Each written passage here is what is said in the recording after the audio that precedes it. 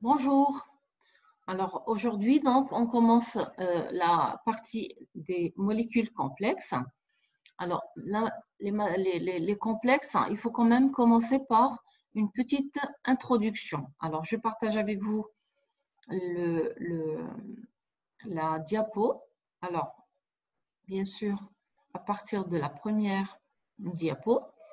Et donc, il y a une petite introduction quand même à faire, à savoir que les éléments de la deuxième ou la troisième période sont des éléments qui sont caractérisés par des configurations électroniques du type NSX, NPY, avec X plus Y qui varie entre 1 et 8, puisque S c'est une orbitale atomique qui ne peut prendre que 2 électrons.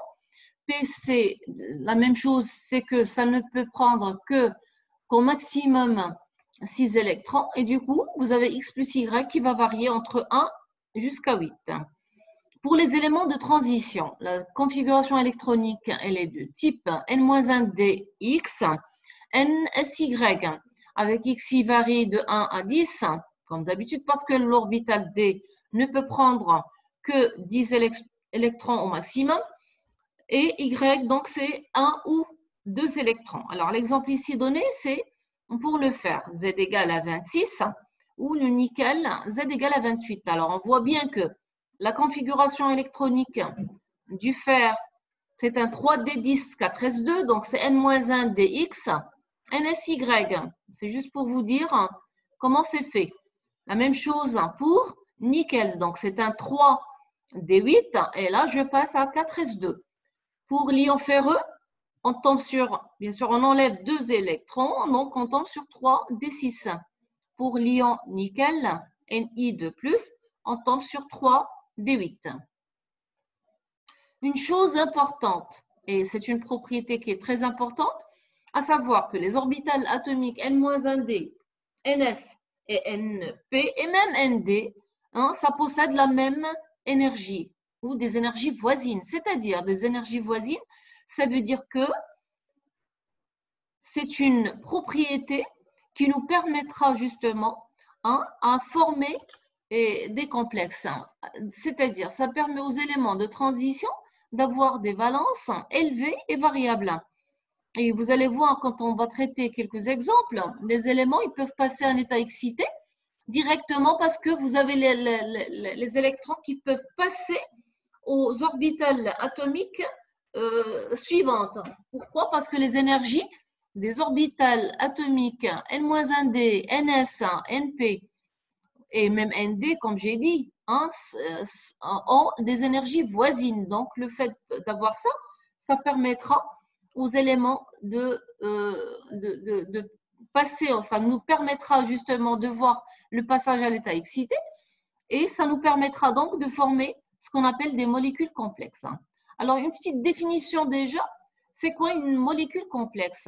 Une molécule complexe, c'est une espèce chimique dans laquelle un atome C, qu'on appellera après un atome central, il sera lié à un nombre d'atomes ou groupe d'atomes L qui excède la charge ou le degré d'oxydation de l'atome C par des liaisons de coordination. Alors, on verra bien sûr avec un exemple ou des exemples. Ça veut dire quoi? Donc, déjà, il faut savoir que C, c'est un atome central ou nucléaire, bien sûr, et souvent, c'est un métal de transition.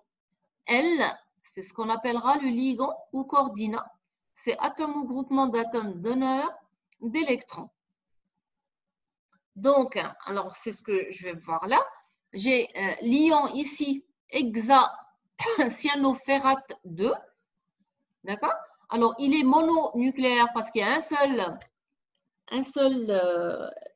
élément fer, c'est-à-dire l'élément métallique métal de transition. Et là, je vois bien. Alors, le métal Cn, donc le fer, pardon, fer Cn 6 fois 4 moins. On voit bien que le fer ici, il est degré d'oxydation de plus. D'accord? Et les ligands, j'en ai 6. Donc, Cn-, c'est le ligand. Combien j'ai de ligands? J'en ai 6. Et 6, ça excède la charge ou le degré d'oxydation de l'ion fer 2. Ça veut dire que ce que j'ai ici, l'ion hexacyanoferrate, c'est un complexe. D'accord? Donc, le fait de dire qu'une molécule elle est complexe ou pas, hein, ça veut dire qu'il faut que je vérifie à chaque fois que le nombre de ligands je dis bien, hein, excède, ça veut dire ça dépasse la charge ou le degré d'oxydation de l'atome central. Donc ici, nous avons 6 ligands et nous avons de plus au niveau